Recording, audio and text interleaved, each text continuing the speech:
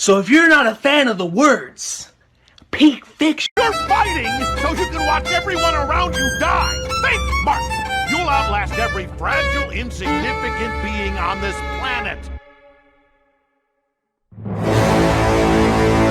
What will you have after 500 years? Hi everybody, welcome back to another episode of Peak Fiction Time. Feels like we haven't recorded one of these in a while. We've mostly just been doing cinema. But this is Peak Fiction Time. And today we're talking about a superhero show that's pretty popular. And it's pretty big. It's known for being pretty gory. And it's only known for being like one of the better superhero shows right now. Yeah, obviously we're talking about Umbrella Academy today. That would be the top yeah. That's a really funny joke, Gabe. That's a really funny joke. Yeah. You know what we should do? We should do the gimmick that they do where the first time someone says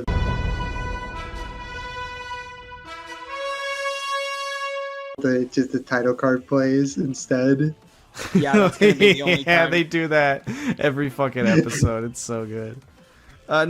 So obviously there's been a lot of fucking superhero shows coming out lately of varying levels of quality. Lots of shows, and most of them have been gory and kind of had some sort of tongue-in-cheek, like they poke fun at the superhero formula. But not all of them are gory. You've got a couple that are not all that, insane. But today's show is honestly probably the most genuine one. Because it's like, obviously I just kind of call these shows Watchmen core, because that's kind of what they are. They're just like Watchmen wannabes. I think this is the best one to come out of this current era of comic book superhero shows, to be honest. Yeah, but like, isn't the comic like very 20 years ago or something? I didn't read the comic. I strictly watched the show. I only watched the first 2 seasons. Oh yeah, January 2003. Yeah. I thought it was a lot more recent. No, the comic I think did come out like a while ago. I don't know when it wrapped up. But like the comic is pretty old. That's why it does that's why the art style is not the best. Yeah, I was gonna say I've heard this compared a lot to like The Boys. I think that's because it kind of came out around a similar time. I don't think it's really like meant to be a subversion or a parody. I think it's just a good, if anything, you could story. You could really just consider it like, if you want to get into the whole deconstruction, whatever. It's more of a reconstruction. Like it'll try to take comic book tropes and make them realistic. And there is an occasional critiques for comic book tropes, but it still kind of just functions like a Saturday morning cartoon comic book show. Only a lot more. Yeah, just a lot more realistic and violent and crazy. More blood. It is le dark and le gritty. Yeah, speaking of that. The first episode tries to like establish this as like kind of like a kid's show, but like at the end, they kind of try to dupe and obviously if you've heard of the show, the first episode's not really gonna get you like it did most people when it first came out. But the moment after the first episode came out, the shock factor just wasn't there anymore. Yeah, it had to find newer creative ways to shock viewers. But when the first episode came out at the time, though, a lot of people were very surprised, and the reason is because not much the first episode is not that dark for most of it. It's kind of framed like another generic, like, Superman wannabe show. And, of course, like, that is sort of a downside showing it to people, is that they'll be watching it, and if they don't know the twist, they get kind of bored for the first episode because it's just kind of basic. In retrospect, when you have the context of later episodes, rewatching the first episode, it's actually a very, very well done episode. But, it's just like, if you don't have that context, then it just feels like a generic superhero story. Yeah, I feel like they did a good job, like foreshadowing. Like we're about to talk about it, but the big twist about Omni-Man.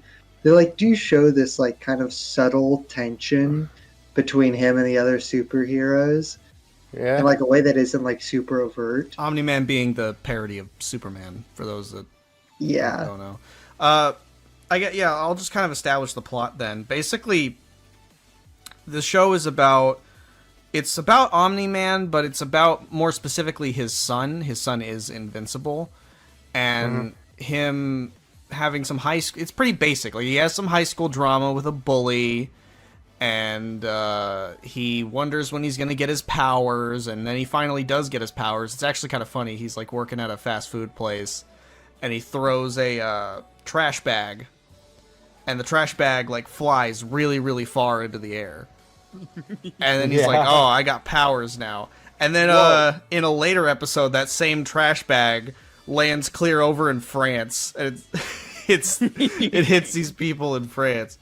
A lot of I'm getting like notifications from fucking Microsoft Edge. Fuck off. The first episode sets up. What? The first episode sets up a bunch of themes that are present all across this season, because like literally the way it opens, you don't even see Omni-Man or Invincible or any of the heroes yet. It starts with these security guards at the White House that are just talking about like family drama, and one of them's like, my son used to be a drug addict, but now he's gotten his life together, and I'm such a proud father. And at first, like when I first watched this, I had no idea what the fuck was the point of this whole scene. But in retrospect, I'm realizing that's there to set up that dynamic of father and son, because that's a very important theme all across this season, is the relationship between father and son. That's true. I kind of like Right. I kind of like that introduction. Yeah, in some way, Omni-Man is present in every episode, not just physically, but Metaphorically. Metaphorically. Like thematically. Thematically. And like the White House gets attacked by one of my favorite characters, the Mahler twins, who's voiced by Principal Lewis from American Dad. It's these two blue twins, and I guess they're like clones. And that's when you see the Guardians of the Globe, which is basically the Justice League. You got a parody of Wonder Woman, you got a black Batman, you got a fucking French Flash, like the Flash, but I think he's like French. There's definitely like a sure he's Thor. Russian. Oh, I'm racist, so. Yeah. Yeah. Aren't we all? Now that I think about it, they were not subtle about those. Like that one guy was totally Batman. Yeah, no, it was very on the nose, but what I find kind of admirable is like they do this whole like cartoony, like basically they fight the Mahler twins, they try to save everybody, and it's again, it's basic, it's very like by the numbers, but it's also kind of cute. Because Red Rush, for example, that's the Russian parody of the Flash. He like grabs a bunch of civilians that are about to get, I think, like crushed or something, or like killed, and he like zips them all to a different part of town. And then once he does, like one of them throws up. He's like, "Oh no, one of you does," and then the rest of you, and they all just start throwing up one by one. And it's animated really badly, but it's really funny. That whole scene reminded me. I feel like part of why I liked it, I feel like we don't see a lot of like rescue scenes in like superhero media. Not anymore. these days, no. Yeah, that like I miss that, you know. Yeah, it felt genuine, I guess, is the best way to put it. Is like Right. I think I like that it goes the extra mile, even though these characters are just being set up to be parodies and being set up to die at the end of the episode. That's the big twist that everybody knows about. Yeah. You still kind of get you still kind of get to know them a little bit. Like it shows like quirks to their personalities and like what makes them unique. Yeah, they go the extra mile to like make these characters feel part of the world, or part of the world. Like they've been here, and like we should know that they're a big deal. And then at the very end of the episode, like they all just died horribly. What were you gonna say, Salt? There's like one character that I kind of don't understand his purpose, and like the Immortal. Like, yeah, he's like, he's basically just immortal Superman, but Okay. he's not. I will really not. that- I will not give away much, but he comes. He's the immortal, and he comes back.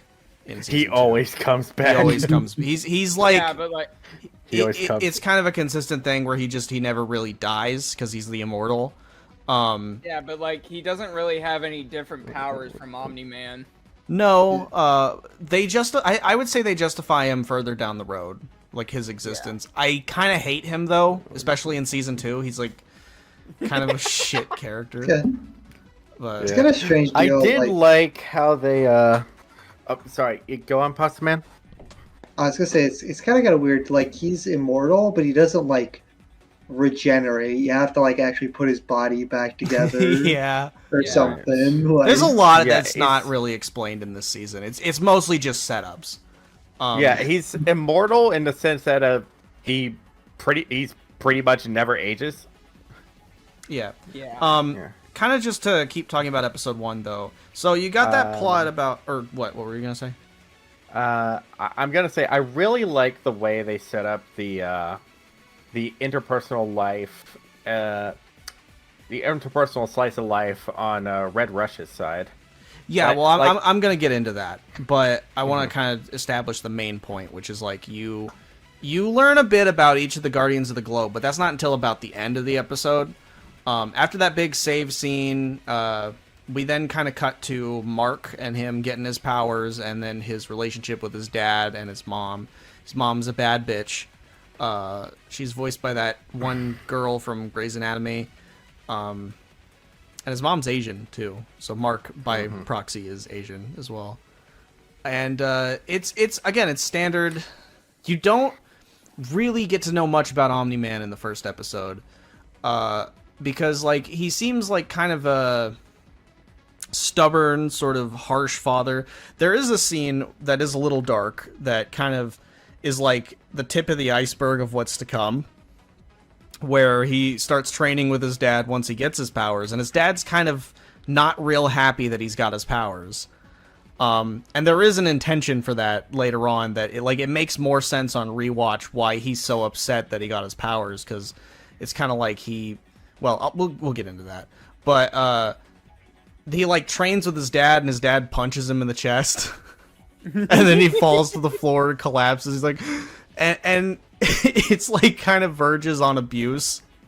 And then he like it turns into this whole like how he's affected by that, where he then decides he wants to start proving himself, and Omni-Man realizes, like, he starts to kind of realize he holds a lot of power, and it has a negative influence on his son when not used responsibly.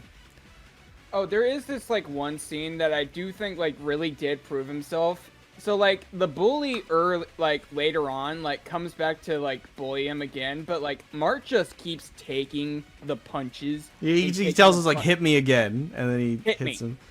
Hit me. Yeah. And that was that again. Like, all of it's just very standard. We've probably seen this like 1,000 times if you've watched like a lot of other like animated like Batman and Spider-Man and Superman and all Teen Titans and all that shit. It's just a lot more dark and gritty. Haha. The Half-Life 2 beta words. Haha.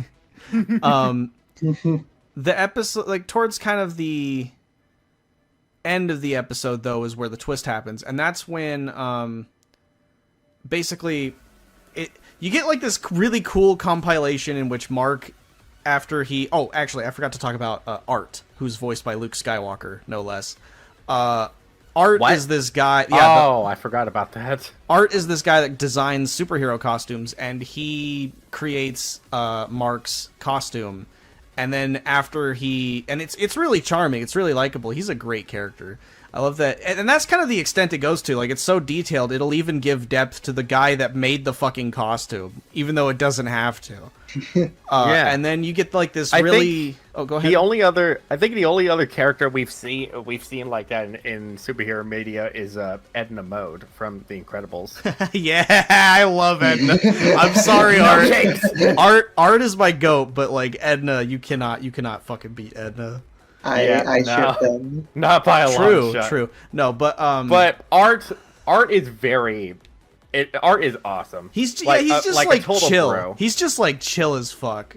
And Luke Skywalker, what's the actor's name? I keep forgetting Mark his Hamill. Mark Hamill. He did very good at playing just like a. Can I be real with you? I completely forgot the guy's name and just kept calling him Mark Hamill or Skips. Yeah. No, his name was Art. It's kind of an unfortunate name. So after Mark gets his suit and he decides on the name Invincible, he flies around town and it plays. And this is one of the first compliments I got to give this show: the fucking soundtrack. Like, they mostly just pick trendy songs, but they pick good ones. Because it's like when he's flying around town, it plays Cage the Elephant, Broken Boy by Cage the Elephant. Mostly songs that are popular, but like kind of wouldn't be played in like local stores, basically. Yeah, well, yeah, a lot of them are songs I've heard in local stores. It's mostly like indie and like rap and like stuff like that. But Kind of thing you listen to, Gabe. pretty, yeah. No, I'm not even kidding. I am dead serious. When I first started getting into Radiohead and I started season 2, in the first fucking episode, it plays Radiohead, and I fucking paused it and I screamed. I was like, Jesus Christ, why is this happening to me? You pog faced on your couch. I did. It was like, what the fuck? Anyway, so the soundtrack's pretty good. I've got some gripes about it later, but we'll get to that. So he's like flying around town. It's a pretty cool opener, honestly. It's very aesthetically pleasing. It's like some of the best animation across the season. You're going to see that there's a lot of issues with this show visually, but then that leads into the twist of the first episode, which we took a while to get to, but these episodes are like an hour long, so that's when you finally start learning a little bit more about the Guardians of the Globe. And what I like is that each of them individually gets a little scene dedicated to them before they're all called to go Get mobbed. meet up at HQ. Yeah, they do a whole little, Avengers Assemble montage, Yeah, and of all the you get to characters learn and their about lives. all of them. They're not all interesting. One of them's like a fashionista. She like takes pictures of models. And I guess that's the one that she chews bubblegum and turns into a green screen suit. Yeah. One of them's... Go ahead. They're really weird. Powers are really weird. One of them is just straight up a fish, and he's just bored as hell and is sitting in the ocean, and he's like, finally, some action! And then another guy's just a Martian. Oh, yeah, that one was weird. He's, like, hanging out with this homeless girl who shows up a couple times throughout this season and the next season, but not as, like, an important character. She's just kind of I'm gonna be real with in the you, background. I didn't notice. I did not notice. She shows up. She's just mostly in the background. It's kind of like a little Easter egg that you run into. I think she's gonna become important at some point. She hasn't yet. But he's, like, hanging out with this homeless little girl and, I guess, measuring how much he can, like, turn into Bocchi the Rock and slime his body across a room. If that makes any... Like the fucking slimes from Lethal Company, where he just, like, stretches his body out across a room. And that was a fucking weird scene. There's also fucking... Who else? Batman, but black. Yeah, his name was... It caught me off guard because there's a Transformer named Darkwing. Yeah. And I don't even remember what War Woman did, but the one that I found the most interesting out of all of them was Red Rush. And the reason, I think, because he had the... So it's actually really dark. It's like really, really dark. Yeah. Because he's on like a date with this woman who is voiced by Azula. He described... It's not fucking Tara Strong Salt. I swear to God, how many times are you gonna make this mistake? Are you sure it's not Tara Strong? It's not Tara Strong! Are you sure, Gabe? It could be Tara Strong. No, female voice actresses are Tara Strong. Are you sure it's not Tara Strong? I'm gonna. You want to go? You want to go check, Gabe? It could be Tara Strong. No, it was it was like the Daphne voice actor, wasn't it? It's Grey Delisle. Oh, okay, the Daphne voice actor. Yeah. Anyways, it's Grey Delisle, and she's also another important Tara character. Strong, right? I'm gonna kill you. Yeah. Anyway, so he's talking to his significant other, his girlfriend, fiance, whatever, and They're on a picnic. yeah, they're on a picnic by a tree, and Rick comes off to her that he's not all that interested in what she's talking about, and he says that he's the fast guy. To clarify, so the thing is, he's the fast. He is the fast guy, but that also means that he experiences time at the same at normal speed relative to his powers. So she gets from his point of view. Let me. Sorry, she gets annoyed because he goes and stops a villain in the middle of their date, and then he comes back. He forgets to take off the suit. That's what kind of prompts the whole argument. Is that he's wearing the suit, and she's like, "God damn it! I can't even keep your attention for like 2 seconds." The thing with his powers is that he experiences time at a much slower speed than everyone else. Similar to because everything is super speed for him. Yeah, So, it's like he lives life in slow motion, and like So, Yeah, like, and so from basically- his point of view, the conversation that they were having is really really slow. So basically, like, if he talks to him, so like, does he sound like this? Like in his point of view, like really slowly. Is that? Yes. I Yeah, don't know. that's I have all to it imagine- sound like. I have to imagine so. But I like that scene though because he pulls a big Rizzler where he's like the smallest conversation with people is it takes forever, it's agony, and then like she gets mad and then he's like, but with you it's a gift, I linger on every word. Riz God? Yeah, the Rizdifer Columbus. But yeah, The worst thing I have ever heard. but yeah, he Rizzity Bear? shut the fuck up. So all of that. So the reason that I'm zeroing in on that little detail is that all of them basically get called to HQ, and the person who sent the alert was Omni-Man. He had them all gather up in that spot so he could kill them. And yeah, it's fucking brutal. But kind of the turning point is that they're confused. They're like, someone must be controlling him. Why would Omni-Man do this? He would never do this. And they're like, all right, fuck it, we gotta fight him.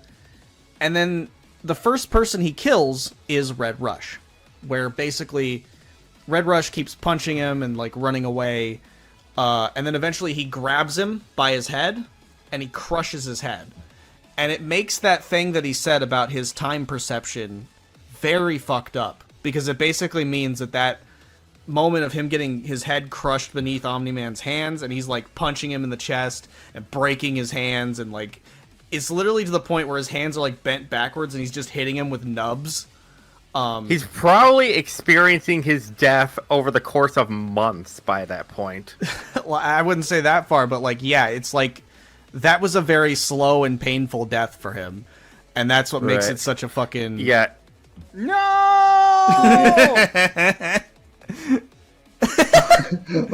What does this mean? Anyway, so that's kind of the turning point where he kills Red Rush, crushes his head between his hands, and then the rest of them are in shambles at this, and they all fight him, and it's a cool fight. It's really Last cool. one, I promise. Like, And it's like super gory. Like, yeah, like fucking at a certain like the green lady that I forget her name. He like slams his whole hand, just like basically pushes his hand through her head. You got the fish where he like breaks War Woman's neck and then makes her throw up on her, like her head is like twisted backwards and she throws up on her back, and then he takes her weapon and he smashes the fish guy's head in with it. And he just it's just fucking brutal. Like, and of course they're giving him a lot of hell too. They're like ripping, like basically Red Rush like tore his suit open and just left like a big gash on his chest. and a bunch of other crazy shit. But like, obviously, like they don't stand a chance. It's basically evil Superman. Yeah. Yeah, and it's so brutal. So I knew about this scene beforehand because it's like everywhere now. Like, but I didn't know what happened. Like the first episode, I didn't know it escalate that quickly, dude. Yeah, which is funny because nobody really knew it was gonna escalate that quickly. Yeah, and so it just hit everybody like a fucking truck. And what I love is that like the credits roll after he like collapses over, and the rest of them are dead. And like after the Immortal is like, why? And he doesn't answer. He just chops his head off with like a karate chop, and he falls over and collapses. It just plays the credits, and there is no music. Like it's just like there's nothing to say after that. It's just dead silent.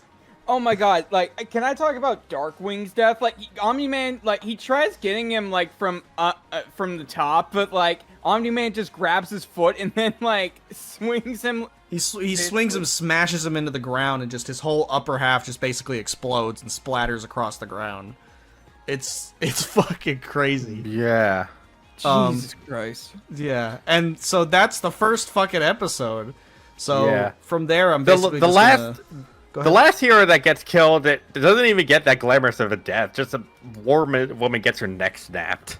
Well, No, not no, just the last snapped, person who like, died the was whole 180. yeah, like Yeah. like I said, they twisted it backwards and she vomited blood all over her back and then just falls over. Mm-hmm. But after that, basically, I mean, the rest of the show is high octane for every episode moving forward. It just progress somehow after that episode, it gets more intense every single episode, like from 2 clear through to 8. Especially 8. 8 is like the craziest one. That's the last episode, right?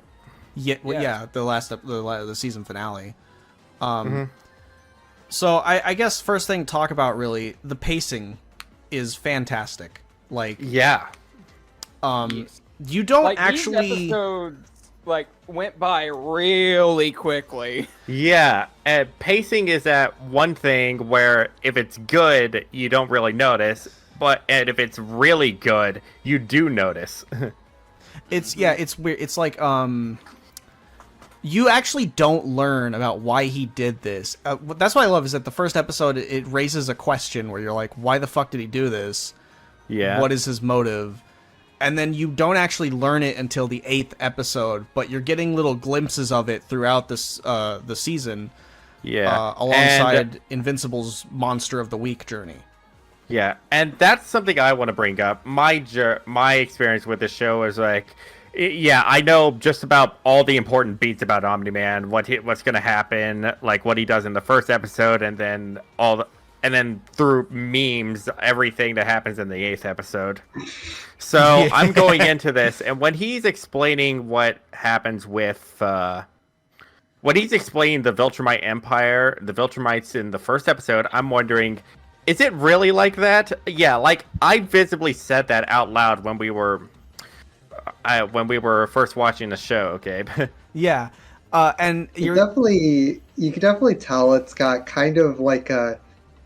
So the way he tells it sounds very suspicious. It sounds very like Imperial Empire explaining that what they're doing is totally cool. Yeah. and what I find kind of interesting as well is that there are so many points. Yo, dudes, the Empire's pretty chill. Shut up. There's so many points throughout the season where Omni-Man will say something that is kind of when you first watch it, you read it one way, and then you go back over it, and you're like, oh shit. Yeah. Like, and again, I'll get into all that when we actually talk about Omni-Man. But just basically, like, the pacing is, there's so much that gets recontextualized on rewatch. There's so many tiny little details that you don't even notice. Like, literally, I had referenced that the homeless girl, she appears in episode 5 when Mark is helping the concrete guy and he goes to that homeless shelter. She's in one of the tables. Yeah, I was thinking. She's like eating at one of the tables. There's like little details like that all over the season. Go ahead. I was gonna say, I totally see what you mean about the like Omni-Man, how it kind of recontextualizes him, especially when he's talking to Mark about how like they have like special responsibilities. Yeah. Like at Well, first you think there's he's so just many talking about like the greater good or something. at the but, nope. at the funeral for the Guardians. He literally says like, "Well, what will we have now that the Guardians are gone? You have me and heroes like me." And it cuts to the like Adam Eve and all the other heroes, the newer ones. But you know that he's actually talking about Viltrumites. Oh. Or there's like a part Big where thing. he stops these this race of supervillains trying to conquer Earth, and he literally says, "Earth is not yours to conquer." Yep. Yes. What do yeah, you mean by that? Also, I'd really like to talk about that scene when we get to it. Yeah, we will. What? We will. Do I have Omni-Man written on this list? I don't think you do. Then I think we should probably just start with him. Yeah. Like another Yeah, one. because another Omni-Man is like the glue that around which every other character in this show revolves. Yeah. There's another scene where he sees like somebody dressing up as Julius Caesar, and he says like one of Earth's most mightiest conquerors reduced to that. And again, like you think, like it seems interesting because it's like Superman alien guy's perspective on Earth history, but you also kind of understand that he finds it kind of offensive that he's like, if I were to rule Earth, I would not be mocked in that way. I would not be like, they wouldn't dress up as me and pretend to be me in that way. He finds that kind of like as like cheap mockery, basically. There's like little things like that all over the season, where it's just like subtle things where the mask kind of slips a little bit because you know what you know what he really means, but on your first viewing you don't. Right. Dang it. Okay, I kind of want to say a few things about Omni-Man. Okay, so when Invincible came out, I genuinely thought that he was like just James Jones Jameson is like the basically Peter Parker's boss from Spider-Man, because they kind of look alike a lot, don't they? And like, it's the same. And it's got actor. the same voice actor. Yeah, it's J.K. Simmons. And A lot of it, I just heard Whiplash. I just fucking anytime he started yelling, I would hear fucking rushing or dragging. My first exposure to J.K. Simmons was Cave Johnson from Portal, so I just hear bag of lemons. He is goated. The casting is very good. Yeah. To kind of explain, I think I want to wait on like fully analyzing Omni-Man's character until after the twist. So we'll do that in episode 8. But more so, The last thing I want to say about him is it's super unsettling. Like for the rest of the series, when he's having these kind of like they're genuine kind of like slice of life moments with his family, but like he just like murdered a ton of people. Yeah. And it's I think I like that it kind of shows you don't really know how to feel, and it's because he himself doesn't really know how to feel. Because you can tell that there is like a moral crisis over his actions, but then there's also that side of him that is like, I have to do this. I was just following orders, which is basically, he's just like a World War II Nazi, I was just following orders type thing. Yeah. But he's not the main character. The main character would be his son, Invincible, and his whole journey on becoming a superhero. Q logo. Yeah. Say that again. Fuck off. And so every episode basically is him getting sent on a mission by Cecil. We'll talk about Cecil. We're gonna talk about Cecil. The only based fed. The only based fed. But yeah, it's about him going on adventures that Cecil sends him on and struggling to balance his normal life with his superhero life. And whenever he goes out and does superhero stuff, he gets his ass beat. Every single episode he gets his ass beat. It's actually become like a meme. It's like a joke among the Invincible fandom that he takes constant L's every single episode. It ends with him being just a bloody mess or fucking everything up. It's so fucking fun, and it's mainly just because he's new to this. He's like a rookie. He doesn't know what he's doing. And like he recently just got his powers. Yeah. So I'm gonna cut him some slack, but it is just funny that every single goddamn episode he gets the shit beat out of him. Because like in the first like episode, we see him, like kind of struggling with like a new like a character that we will talk about later called Titan. Like, you can kind of see that, like, his fighting style is a little bit sluggish. Well, yeah, in the first episode, he can't even really fly properly or land properly. Yeah. And it goes into that whole thing. And there's even, like, a bit where his dad is like, it's kind of like peeing your pants on purpose. Yeah. Why did you say that? The dialogue in this show is really do it, funny. Son. You just do it, son. Just fly. It's not that hard. So, I mean, there's basically, like, the arc that Invincible goes on is mainly just this constant back and forth between he starts a relationship with this girl that I'm going to complain about, named Amber, and he's struggling to kind of maintain a relationship with Amber and maintain his, like, life at school and his job and all this other stuff, because this superhero business has just completely like taken over his life, and that dissonance kind of slowly over the course of the season really starts to frustrate him to the point where he almost gives up on both at the same time, where he kind of crashes out towards the end and he's like, I fucking hate being a superhero and I hate living, like I can't. That reminds me of this other scene that's really awful, but I really like it. It is like his first like real like superhero fight against like these invading aliens, and he's totally failing. People are getting like killed right in front of him, and like at one point he tries to like save this old lady, but like I think he goes too fast, and he goes ends too up fast like, and actually... he breaks one of her arms and one of her legs, and she's like kind of barely hanging on by a thread, and yeah it's freaking him out pretty much. Yeah, like he's totally out of his element. He's totally not ready for this. Hello?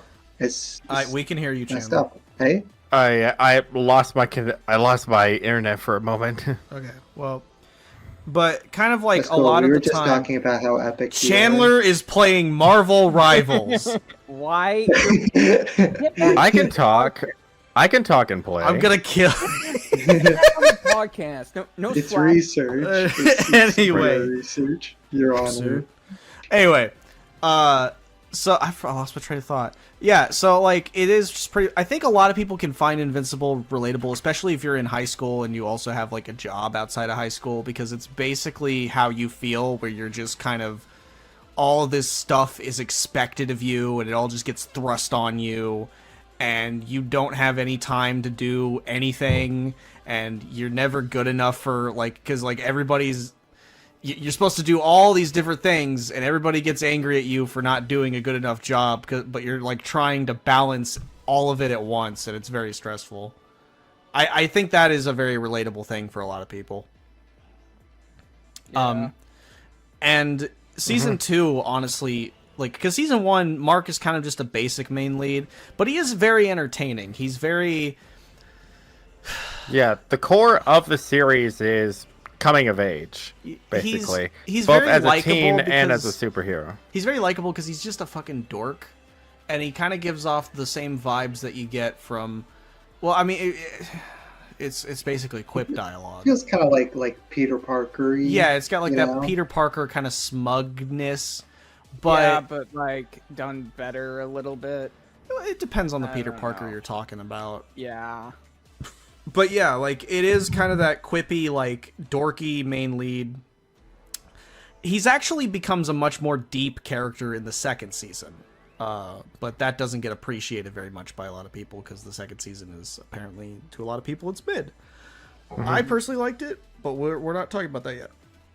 So, kind of from there, I want to talk about Amber. and I hate her. I fucking hate her so goddamn much. It was funny too because when I said that, so first and foremost, I think there's a joke I forgot to make that is unrelated but slightly related. Just while I'm on this train of thought, I want to point out that the first people to die were the Guardians of the Globe, and half of them were black. That just. Oh, what are you trying to say, Gabe? You Anyway, want to elaborate on that? I hate Amber. I despise her. And the funny thing is that when I said that, Pasta Man was like, "Any particular reason why?" Because she's and I promise you that is not the reason. Okay, can I rant some about Amber, please? Yeah. Okay, so basically, like, Amber is like this. She basically she wants to date Mark after standing up for her against that bully. So she basically she bullies the bully to give Mark her number. But later on, it's kind of understandable because Mark's kind of very absent. But later on, she's not reasonable at all. I'm gonna be honest. I hated her from the get-go. And the reason is because at the start, I understand that they're trying to make her confident, but she doesn't come off as confident. She comes off as I don't even know, kind of manipulative and a little bit condescending. Yeah. Yeah, she's a little bit constantly sarcastic. Yeah, she's kind of off-putting. She likes to come off as she's got a handle on everything. Because when they're first talking on the phone, she's like, "You're scared of me, aren't you?" And I'm like, shut up. And it only gets worse from there. It is understandable for a period because again, Mark, he keeps blowing off dates so he can go do superhero stuff, but he can't tell her that he's a superhero. So from her point of view, yes, it's frustrating. He's just avoiding you all the time. He's always busy. He never has time for you, and he won't ever tell you why. That is an understandable thing. But then there's a point towards the end where it's the last straw. She's angry that there was a crisis and he wasn't there because obviously he went to go change into his Invincible costume and then save the day. And then she gets mad at him and she breaks up with him and she's just being so upset. And then he comes out to her, says, "Hey, I'm invincible. I was invincible the whole time. This is why I've been late. This is why I've been gone." And then she basically just makes it about herself at that point, where she's like, "Yeah, well, you should have told me." Y'all haven't even been dating for a fucking year. You're not. It's not that serious. You're not worth telling yet. And really, didn't she say also not to sound like a Viltrumite, but you're a puny fucking human. Okay, this is beyond your thing. What was what did you say, Pasta Man? And didn't she tell him that she actually knew? Yeah, she literally says she knew the whole time, which is dumb. And then afterwards, they keep framing Mark as the one in the wrong, even though he came out to her, and she was like, "Yeah, I worked it out a while ago. I know you're a superhero, dude." That is actually just, oh my god, I can't even. That's just. There's something that also made me hate her even more. Later on, Mark I don't know if I can mention this yet, but something happens to Mark and they get back together, but it's not genuine. It feels like pity. Who the fuck is chewing? Okay, I know. That was me. I had a fortune cookie. What does it say? What did it say? Wait, let's see. Your next Chinese meal will bring you more cookies. Wait, there's a second side. Okay, wait. No one has a good enough memory to make a successful liar. What? That's appropriate, I guess. Just like Omni-Man. Yeah, it's just like Omni-Man. What were you saying? What were you saying? Oh, I was gonna say, I know we're going a bit of a tangent here, but the worst part about this for me is when he's talking to Adam Eve about this, and he's like, but you told me that I shouldn't tell her, and she's like, okay, yeah, I did, but you didn't need to be an asshole about it. Yeah, what? it's literally When like was Mark How can you ever an feel that- asshole? How Like he can was you feel that putting any differently? he was putting everything into this relationship while trying to maintain the whole Invincible career. And sure, he was bad at it, but he was never an asshole. I think He the thing does what is, she tells him to, and she says Thi- he did it wrong. this What? problem comes up again in season 2 with other characters, but I think At that point, one of the issues hold on. One of the issues with this show is that the interpersonal drama is a very mixed bag because they always have to have interpersonal drama like across everything, and sometimes it's very like heart-wrenching and very well done. Namely in season 2, Debbie gets a lot of interpersonal drama and it's very well done, but like then you get shit like this that's just very corny and it kind of feels like something out of The Boys, and it's just very like not thought out. It's just drama for the sake of drama. Right. But like at that point, it's just bad writing. Yeah, I think Amber is a very poorly handled character, and I say that because in season 2, she just does a 180. She is not the same fucking character in season 2. She is like a completely different person, and it didn't happen naturally. It's just like they were going for one personality. That personality wasn't a very likable one. They didn't really know how to justify her at the end, but they wanted to make her seem justified, and then it just falls flat on its face, in my opinion. Yeah. Now, a much cooler go ahead. I was just about to say what I think you were going to say. I want to talk about Cecil. Cecil's swag. No, I was going Cecil. to talk about Adam Eve. Oh yeah. Oh. Yeah. Can I Right. mention some stuff We'll about? we'll save Cecil for. I want to talk about Cecil's team before I get to Cecil. Yeah. Adam Eve is, in my opinion, and the show kind of pushes it very blatantly. Adam Eve is, in my opinion, basically the better match for Mark. Yeah, Yeah. because like for one, she actually has superpowers, and they are both on the front line. Yeah. And like, there's actually this scene like, Gabe mentioned you can mention that one scene before, and then I'll mention it later. What are you talking about? With Rex. Right, okay, so she's dating Rex. He's another person on the same team. Should also note, Rex is probably my favorite character, but you guys don't know why yet, because he's an asshole in this season. But He's funny though. he is funny, but god damn is he annoying.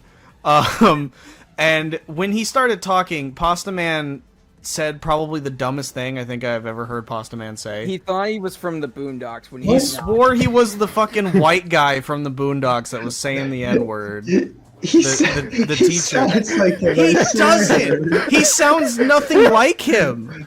Play And the clip. and Play as the soon clip. as you said that, I knew that wasn't him because I know the actor that plays Rex. I've watched The Good Place, and he's in The Good Place. Like I've seen him in other shit. I know that's not who you were thinking it was. You're silly. He had a massive brain fart, Division. and he refused to take the L. Anyway, Adam Eve and Rex are dating each other. Adam Eve is a very sweet woman, honestly, to a fault. There's like a side episode dedicated to her that I'm not gonna talk about in this video, but she's like,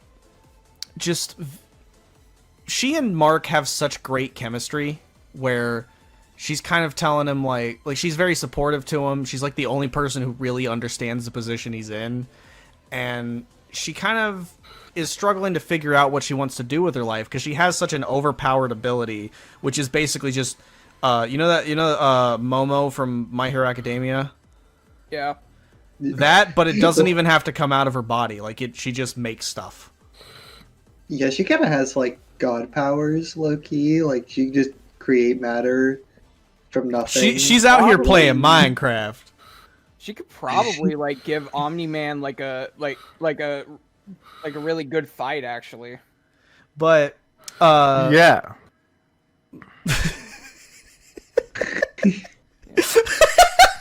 Yeah. What? I heard Chandler breathing into his mic, and then he's. Yeah. We should all just get really close to our mics like This that. is what. Is this thing on? Yeah. yeah. See, when you talk about Adam Eve, that's what I tend to do. Dude, oh my god, we had another moment with that where one of us was simping for her, and I was just like, she's 17.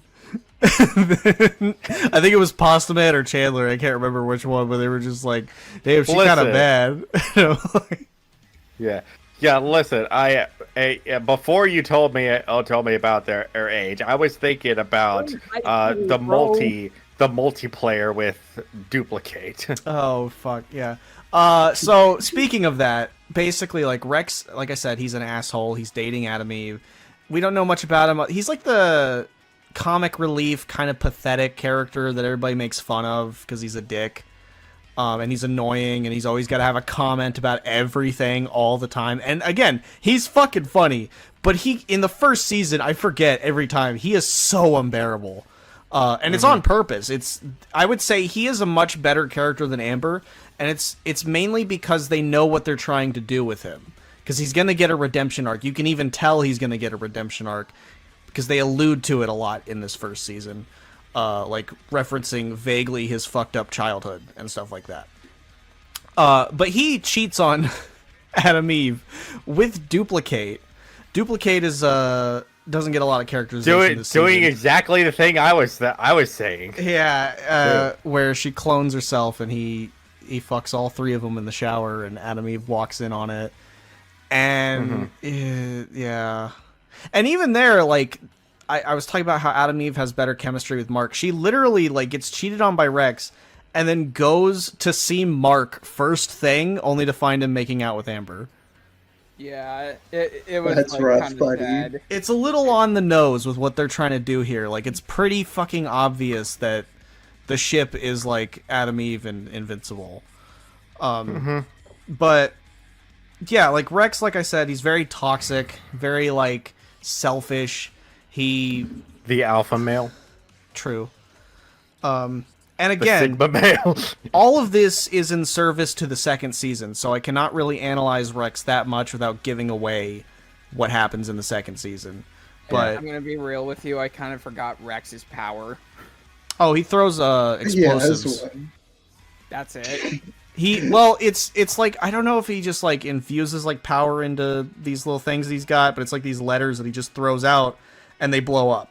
Adam Eve, though, I think is a much more interesting character because there's a lot of parallels between her and Mark. Particularly, we were talking about fatherhood. In her case, her father is fucking rotten. Like, you get to see him. He's a creep. Can I rant about him? Yes. He's like so stereotypical. Like he feels like a joke dad, like something that you would make up. Like you could like probably say like the worst kind of like traits of a dad, and he is that. This is expanded on in the Adam Eve episode, but basically her parents are just, they don't understand her powers. It scares them. And because of that, they're very unsupportive. And, like, he in particular, he's just a very fucking... He's a piece of shit. Like, he literally, he's like super misogynist. Oh my god. Like, he literally... Like, she literally says, like, Rex cheated on me, and he tells her, forgive him! Guys make mistakes all the time. And... really, what it is that he doesn't like that his daughter is different. He doesn't like that his daughter has some sort of autonomy. And I think in many ways it's like envy. Trat dad.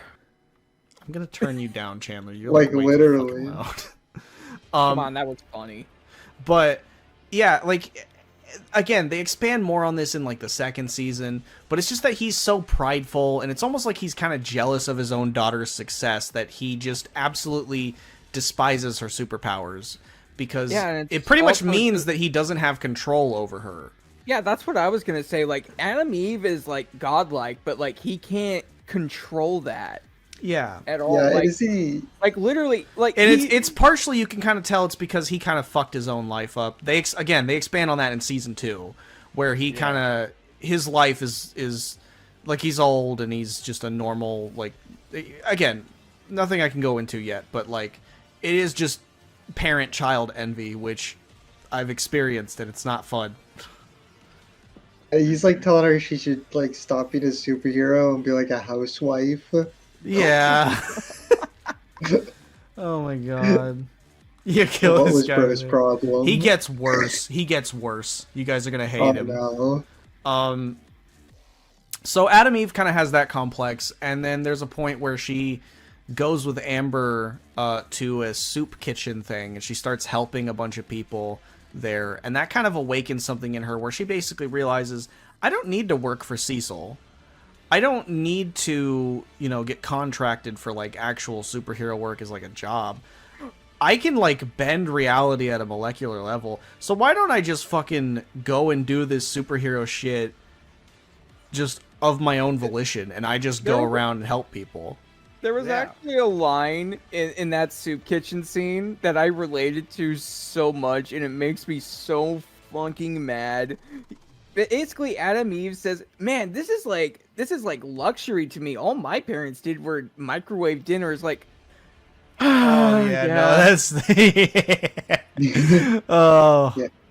Also, like I said, definitely god powers. Like she's flying around giving people like bountiful harvests, like very Mesopotamian. stopping entire god-coded, like you know? stopping like entire fucking avalanches and shit. She literally gets up in the morning and like uses her powers to make coffee for her, and then like she doesn't even take a shower. She just like swipes, and then all the dirt's gone, and she's just clean. Yeah, and throughout that montage, one thing I noticed is that she's not like using her powers to like do the traditional superhero thing of fighting crime. She's doing it to just help people.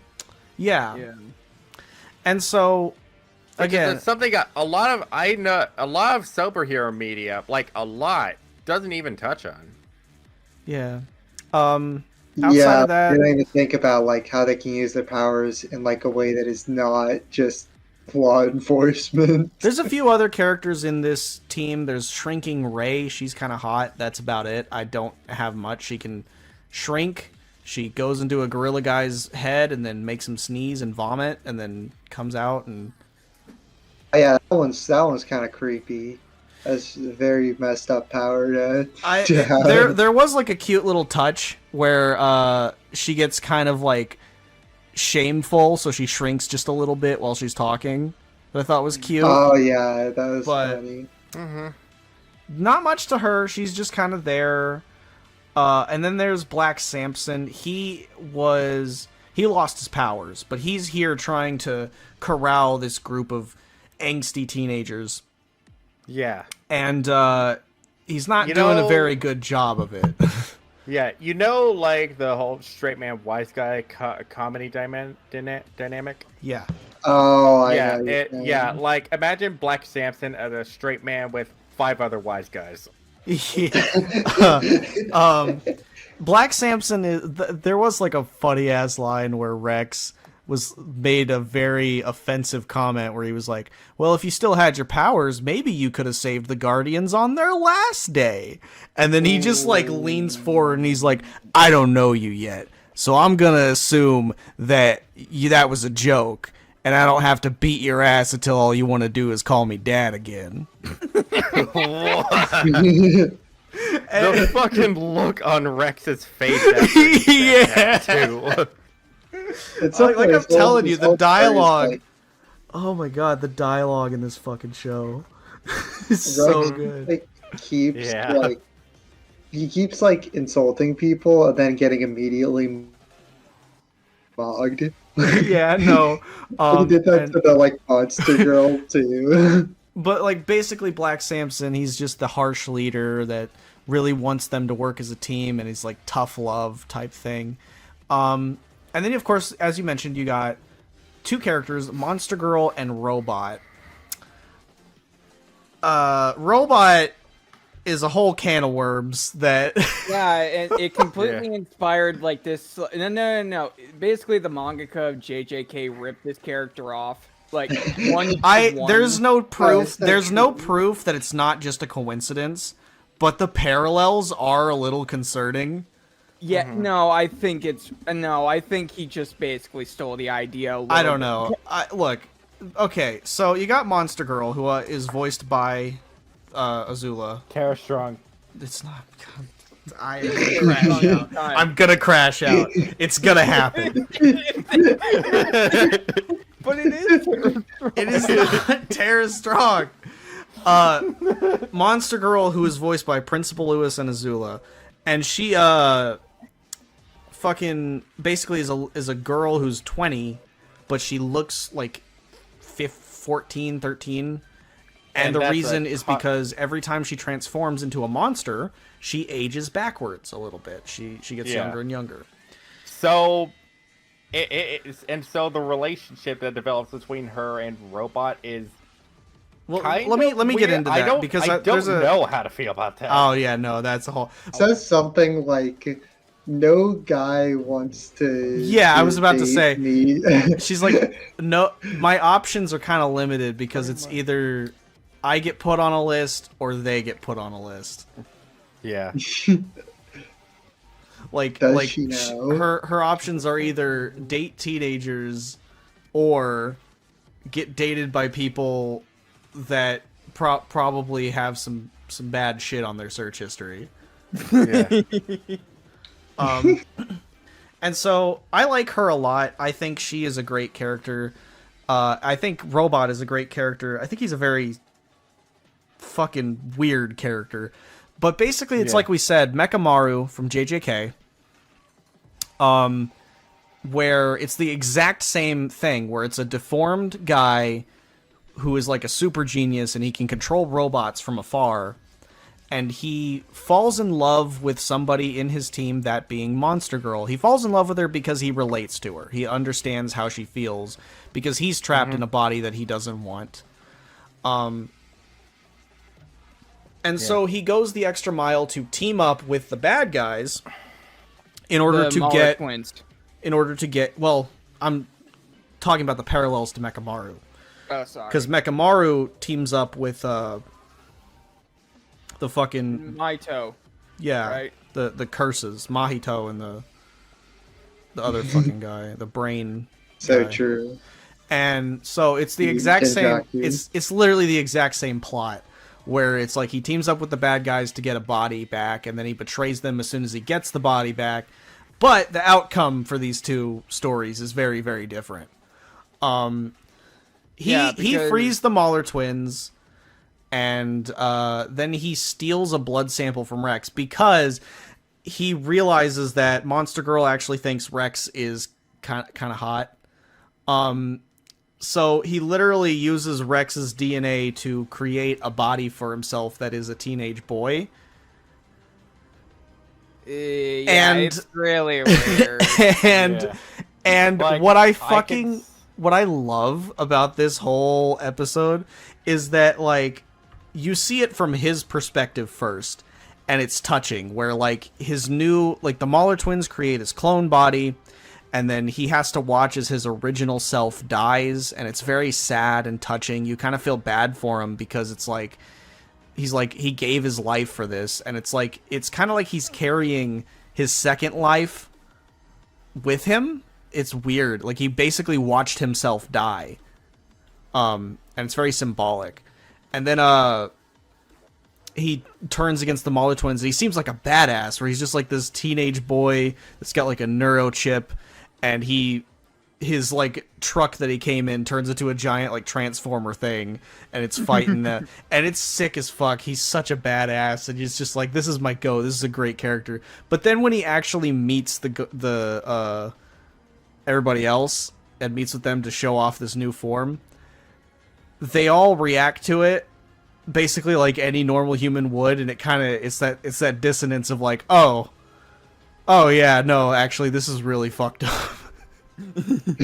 Yeah, it's like, It's weird. what What is was he like, cooking? bro? What is wrong with you? But at the same time, I get it. It's like, at the same time I see the vision. Well, I like that it's so dramatic at first, but then when he reunites with everybody, they're just like, why do you look like me? How do you look like me? Why would you do this? And like Black Samson is like, you didn't even ask first. He's like, that's what you think is wrong with this? And-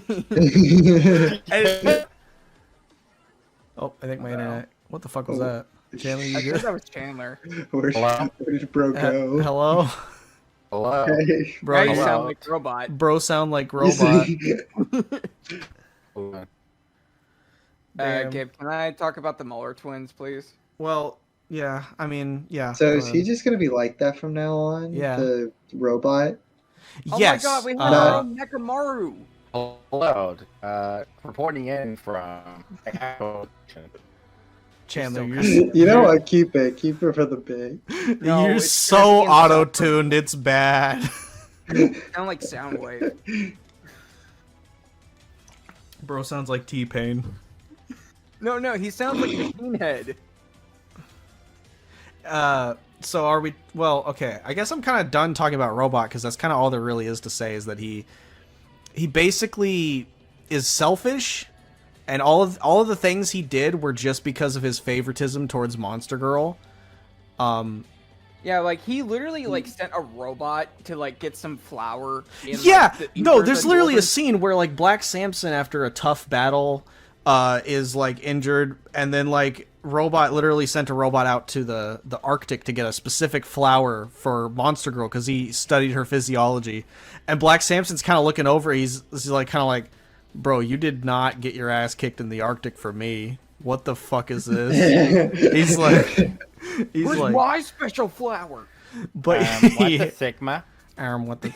But yeah, like That's better. it's just very clear that we can hear you now. It's just very clear that like Nice. he's very motivated by selfish means, but they're very kind of when you They're like- consider how he's lived as like and like his deformed self and all that, it is understandable why he does the things he does. It's just fucking weird. Yeah, like some of these selfish acts are also kind of also selfless in a sense. I guess. It's that's what I love about it is that that's just the character writing of Invincible. It's that you have no fucking idea how to feel about it because you can't really say they're a bad person, but you can't really say they're a good person. They're just a person. Yeah. They're kind of like everyday people. Yeah, and he does For like example, Cecil. we're getting We there. haven't even- I wanted to talk about the Muller Let twins. Salt go on his Mauler Wanna do twins it? tangent.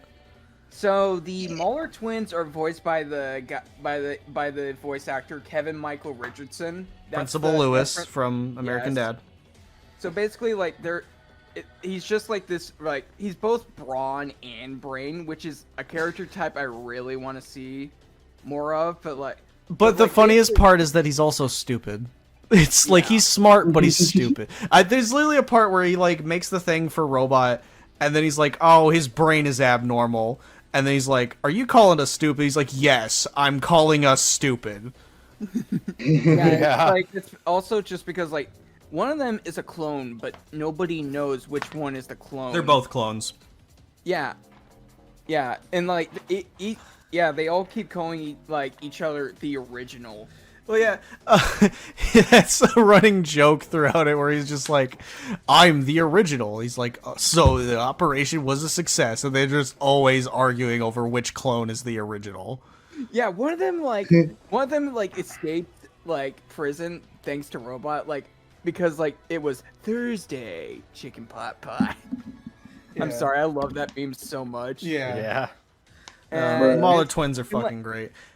and he grabs like the clone like to like as a human meat shield for against like this like like laser turret. It was so goated. That's all I have to say. And on top of that, there's also a scene where after Robot betrays him, and he basically like Robot fights them, and then halfway through Robot has to leave because of that's when shit starts going down in the finale. So they go and they dig up the body of the Immortal. So they go to dig up the Immortal, and these two fucking teenagers, one of which is the security guard at the beginning that I was talking about. It's his son trying to dig up the body. And one of them's like, we just drink this from the Immortal's skull and we become immortal. And he's like, "Are you sure this will work?" He's like, "Yeah, dude, I saw it on Reddit." Yeah. And he specifically said Reddit. And Google the Google AI text said so. and the Mahler twins go to collect the immortal's body and scare them away. But yeah, I guess we could talk about fucking Cecil now, since Pasta Man wants to fucking jork it to Cecil. I'll shut up for this bit. He's just like me. Cecil is so cool. The best. Yeah, is he like he's like is he like only the fan president that or doesn't glow. something or He like? also has like some of the hardest lines in this entire. Oh my Yes. god, yes. He's like $40 billion for the world's most expensive nosebleed. I have to fucking- figure out He's why so no one good. will only see things in black and white. I need to keep things gray until I found out why no one killed the Guardians. Okay, so basically Yeah. from the get-go, he knows it was Omni-Man. He knew. But he has to keep up the appearance that he doesn't know, because he needs to figure out what the fuck he's going to do.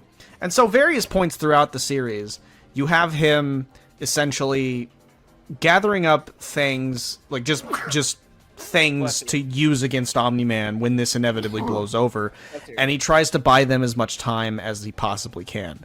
Cecil, to me, like, basically he's kind of the Erwin of this universe. Yes, I know Pasta Man's gonna fucking freak out, but he kind of fucking is, because it's basically like he always does this small price to pay for salvation thing, where he makes use of things that are considered evil to do good. Yeah, like he hires like this guy played by fucking Ezra Miller. Jesus Christ. Yeah, so there was Yeah. like one of the episodes where Mark goes to a college campus with Amber and his gay friend that I didn't talk about yet, but We'll mention later. there was a villain that Mark fought that was just kid. It was like an incel played by Ezra Miller. He would literally say like, "Ooh, alpha males." Basically just Ezra Miller. Yeah. And it's like the most He kinda funny. looks like him. It's the funniest fucking role you could have picked, especially since one of the people he targets is a creepy, like, is literally like the episode opens with this guy that's like sexually harassing these women, and it's played by Justin fucking Roiland. Do you think they knew? No, that's the crazy Does thing, he because know? Ezra Miller, this character shows up again in season 2, but Ezra Miller does not play him in season 2. They kicked him off. But it's just such ironic casting. I don't know whether to be impressed or... They must have known about the Justin Roiland stuff, or I don't know. No, this was before all that. Yeah. But, yeah, like, it's just crazy. But it's the most fitting Ezra Miller role, because he's like an incel, and he like captures people he considers alpha males, and he turns them into cyborgs, basically. He fucks them up and turns them into robot things. You sound And- like that guy from my favorite show, Rick and Morty. And he, Mark fights him. I guess I can kind of go into... No, I'll save that for season 2. Basically, like, he's one of the villains that Mark fights, and he gets caught by Mark, and then Cecil captures him, and he's like, oh, I'm gonna lock him away and throw away the key. But what Cecil actually ends up doing is making him a slave for the government to bring back dead soldiers so that he can use them Yes. against Omni-Man. And So that he's is got just, like a super You will like serve your country in life and death. that is like one small example in a sea of examples of Cecil making use of things that most people would frown at in order to do good or try to do good. He is 100% a horrible person, but like, yeah, he's got my this like body super He's got this well, super like the best way to pragmatic utilitarian approach. yeah, the best And way to describe it he's is got that smart. Yeah. that's a good way to put it, as a pragmatic utilitarian, because it's like he is the type who basically looks at it as he has to do these horrible things in order to achieve, like, because like in the real world you can't save them all. Yeah, and he knows to an extent what he's doing is horrible. He knows that Debbie Yeah, Debbie at one point just tells him to his face, this is why I hate you. And then he says, this is why I hate me too. Yes. Yeah, so we'll get into that. Good. But like, he basically looks at these actions, which are all horrible, no doubt, but he looks at them as like a responsibility that he has to accept with great shame. And he's just a great character, honestly. I love and what I love too is like we don't even get to know what the scar on his face is from. We don't even know his backstory yet. We just know that he's just locked in. He's him. Yeah, you can kind of guess how he got it, though. Honestly, there's a lot of fantastic episodes in just this first season, but I think my favorite is episode 7 because that is the episode where Cecil and Omni-Man basically fight. And it's like Omni-Man's physical power against Cecil's political power. And he's just throwing and technology. Every single fucking thing at him. Taxpayer dollars, baby. He's like teleporting around him. Like, the whole kitchen sink. No. They actually mentioned that in like some of the Invincible promotional material that it costs a lot of tax dollars for him to teleport, and he uses it a lot. Yeah, he's like, there's so many. I love that. Just like he teleports in front of Omni-Man, and Omni-Man goes to kill him. He teleports somewhere else. He's like, man, I've faced death countless times, but I'd be damned if that didn't put my balls through my throat. Jesus, no one for a throat. What does he mean by that? Anyway. I gotta freaking one thing that you're kind of gonna notice that the animation in this show isn't the best. Like, there's like this like shot where like Cecil fires this satellite missile at like Omni-Man, and it has like it looks so like the explosion effect looks so good, but like the shot after it is so fucking bad with the bird. Yeah, okay, so yeah, the fucking it fires and the explosion looks fantastic, but then it cuts to the crows and you can tell they drew a dead crow and they copy and pasted this exact same dead crow It's like 40 times, and they're all just falling down in a straight line across. It's like the animators spent an entire week painstakingly animating that explosion, and then they were told to have a bunch of birds falling down, and they were like, "Yeah, no, I ain't doing all that. I have Valentine's Day plans. Let's just put a GIF up on the screen." When you get paid bi-weekly. When you get paid paid monthly. Ugh. No, Cecil's cool, and that episode is fantastic, especially for what you kind of learn about Cecil's philosophy. Because it's just the payoff for all of his planning, where he's just throwing everything. The soldiers come out and like they're like biting on Omni-Man's face and punching him, and then he like rips them off of him, and then he's like, yeah, it's so interesting. I just remembered how they show like early on that those like the cyborgs can kind of match up with Invincible, and Cecil's thinking like, yeah, I could use that. Yeah. Yeah. He's just like, very resourceful. I would honestly, between Rex and Cecil, it's like those two are my top 2 favorite characters. But again, I can't even explain why I like Rex so much until we get to season 2. There's a lot of great characters in this show. One entertaining character that kind of felt short-lived was Damien Darkblood. Yeah. Like fucking Clancy Brown. He's Rorschach. He's just Rorschach. Yeah, it's just like Hellboy Rorschach, and I love him for it. I almost tried not laughing because like I could hear his Mr. Krabs at one point. What I love though is just that voiced by Clancy Brown. Yeah, and Clancy Brown is also in season 2 as a completely different character. Wait, Clancy, don't tell me.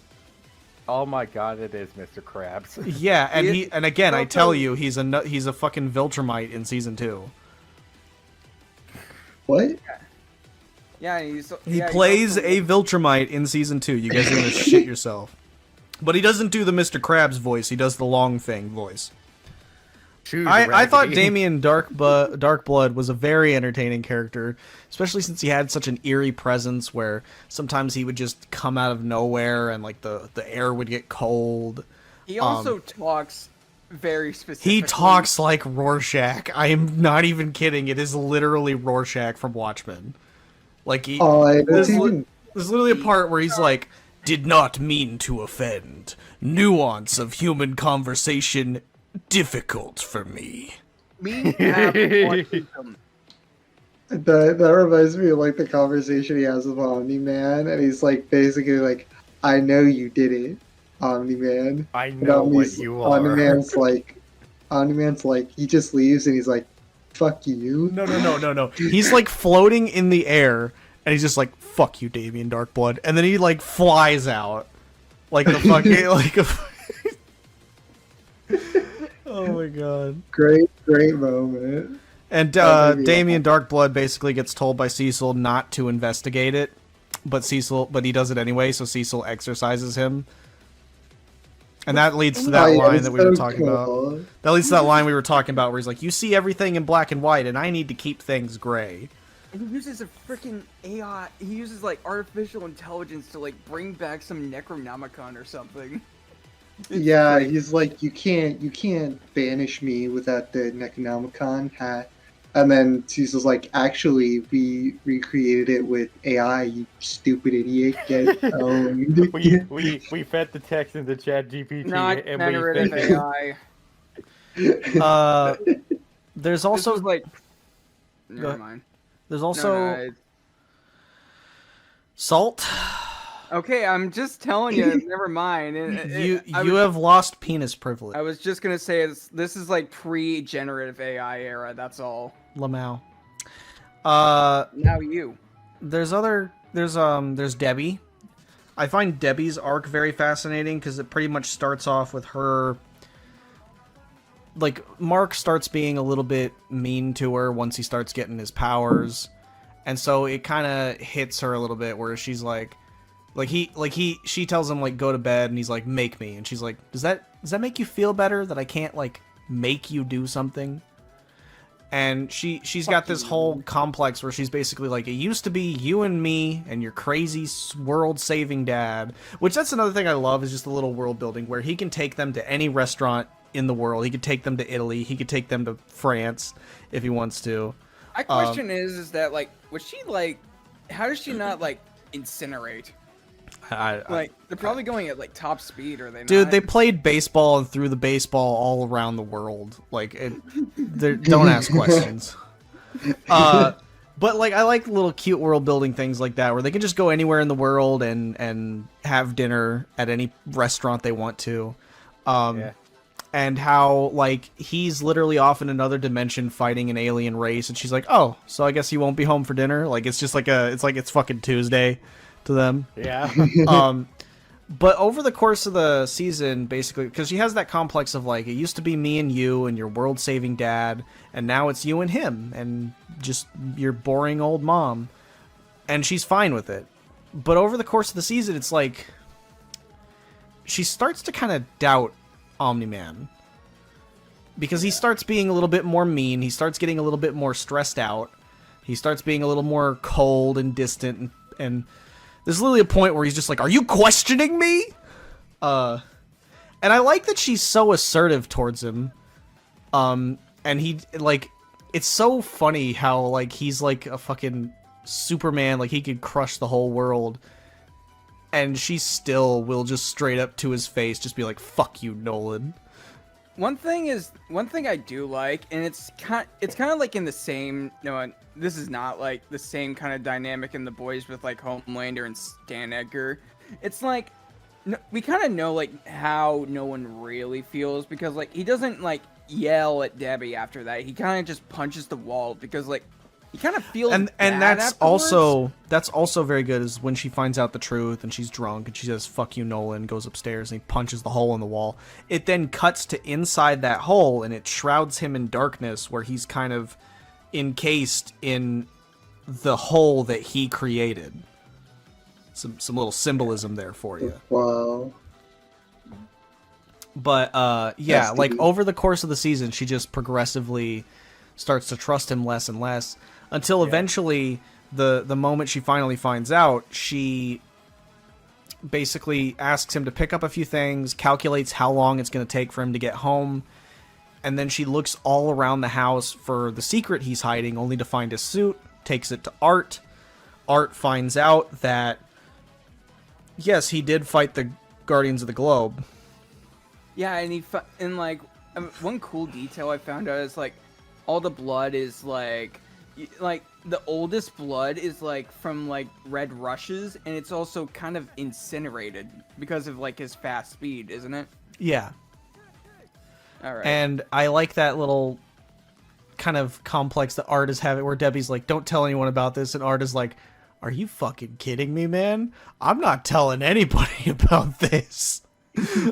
And like there's a part where Nolan and him have a beer, and it's like very tense because you have no idea what Nolan's gonna do now that they know. Like, he knows, but like I feel like he just doesn't kill him just because of like how long they've been friends.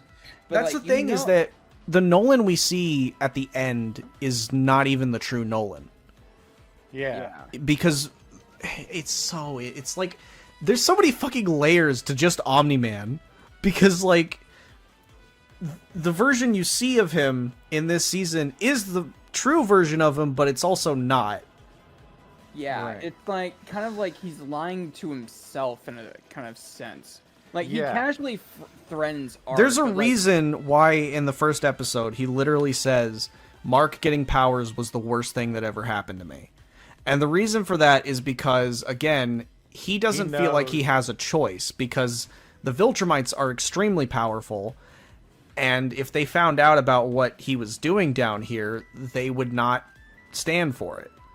And so that's kind of the complex he's dealing with across this season, where he has been kind of fighting the inevitable, and he got attached to his family, and he doesn't know why he's feeling this way. It's very, he's a very good character. Like, Yeah, holy It's shit. that's the cognitive dissonance is what I would describe it as. This is kind of being shoehorned into there, but we never talked about William. We had a chance to, and we kind of skipped over him. Oh my god, I realized this yesterday. So William is Mark's like gay friend. Like, when they go to the college to meet somebody, he doesn't shut the fuck up about this one guy. I like William. In the first season, he's a little underwhelming as like gay representation, because he just kind of seems like the gay comic relief friend. And they even picked the most on the fucking nose voice actor they could possibly pick. He's the fucking gay guy from Big Mouth.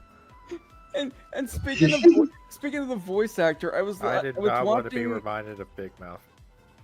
Speaking of the voice actor, like, I was watching like the YouTube short guys that like points out like all the roles these voice actors plays, and like you can kind of get the sense, oh yeah, he usually plays like very flamboyant, stereotypical gay men. But what really caught me off guard is that he's a former 4Kids actor. Yeah, that was pretty crazy. He was in the 4Kids Yu-Gi-Oh dub, I think. Yeah, he played freaking Noah in like that one filler arc. Okay, but you know what? He was a real ass wingman. So He you was know, no, to describe William's character. Most of his arc of this is just him being towards Mark. He's like, "On God, we gonna get you some pussy, bro." He's like, there's literally a point where Amber is like, "Are Mark and Eve dating?" And he's literally like, "I wish." Yeah.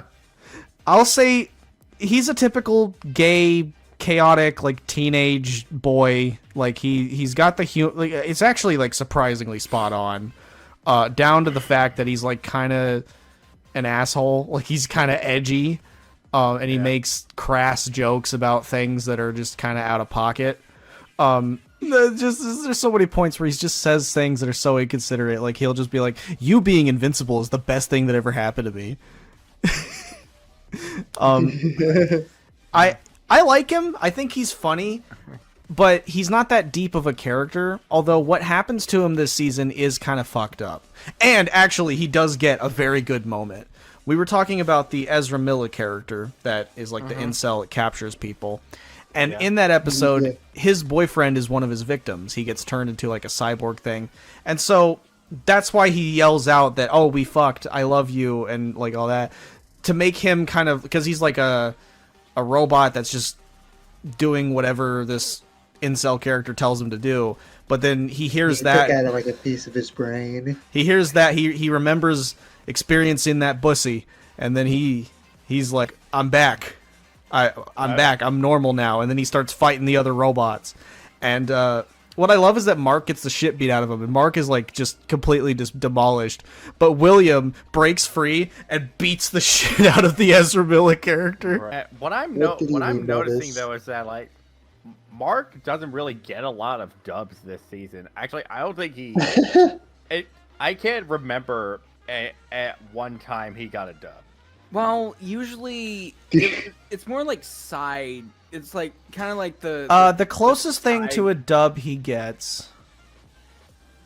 He didn't really get one during the Flaxen invasion, because that's the one where Omni-Man goes through the portal and then genocides an entire race of aliens. He didn't really get one on the episode we're going to talk about here in a minute. He didn't really get one for that one because William was the one that got the dub. William was the one that broke the fucking gay human who has no powers and is just kind of a wimpy nerd. Breaks free and beats the shit out of him. So no, and I think he broke his jaw. Yeah. No, Mark broke his jaw. But so no, the closest thing to a dub he gets is when he goes to Mars and saves those humans, and even then he fucks up because one of them gets replaced by a Martian that can transform and gets left on Earth or on Mars. Then back on Mars, the whole fucking infestation takes over the planet. Yeah. So that's like the And I'm sure it will not come back to bite us in the ass. It does in season 2. But yeah, so that's like the closest thing to a dub Mark gets. For the most part, he doesn't get any. And in that sense, I feel like there's something to say in that sense about the strength of just normal humanity, just like even in the presence of these like super powered, super strong super beings. To kind of wrap up what I was saying You did about say that he wasn't very invincible at all. to kind of wrap up what I was saying about William, he's a bit. There is points where he's a little bit annoying, like especially towards the end when he's one of the few people saying, "Oh, Mark, you were an asshole to Amber, and you got what you deserved." In the sense that he's just very unsupportive. So when you're down in the dumps, he's kind of just he's shit at making you feel better. And they even make a joke about that because he's being a dick to Mark, and Mark's like, I love you, man, but I need to talk to somebody else right now. But yeah, to kind of reiterate what Chandler was saying, Mark does take constant L's in this whole thing. Especially in what I considered for a while to be my favorite episode. Now I think it's episode 7. But episode 5, that would be the one with the concrete guy. Yeah, the concrete guy Oh. going after Machine Head. Yeah, he got washed. That episode was fucking nuts. Because it was like, you got Machine Head, who's like this mafia, like, gangster. And I don't think you ever really see superhero shows go into that sort of thing. But it's basically this... And he's got the auto-tune. He's basically... And they lampshade it because Machine Head is, like, small fry compared to what superheroes usually face, and like they lean into that. It's a very interesting, it's like kind of an interesting lesson that Mark has to learn, where it takes like real crime scenarios, but it's got kind of like a racial element to it, where you get to see this I gotta look up the guy's name because I keep calling him Concrete Man. That's not his name. Titan. So Titan is a black guy, and he's poor. And he works for this gangster named Machine Head. And the problem is that his cement power, where he can encase his body in cement, makes him too powerful. And Machine Head makes him do these odd jobs where he has to burn people's houses down. And he has to kill against his will. And he has a habit of kind of letting people live because he's a bit of a softie. And there's even like- a part where he goes to a government facility and he's like, "You lives worth minimum wage, or do you just want to shoot your guns in the air, say you did your best, and we all go home happy?" Yeah, I Yeah. love that moment. yeah. It's like after that, he basically gives him like Machine Head like this microchip, and it's basically drugs to him at that. Like drugs. Yeah. And he puts it in his head. He's like, "Oh yeah, that's the stuff right there." And fucking God, oh my God, this fucking episode. Basically, it's so entertaining because basically, like, he needs help, so he thinks, who else can help me but the fucking superhero that kicked my ass?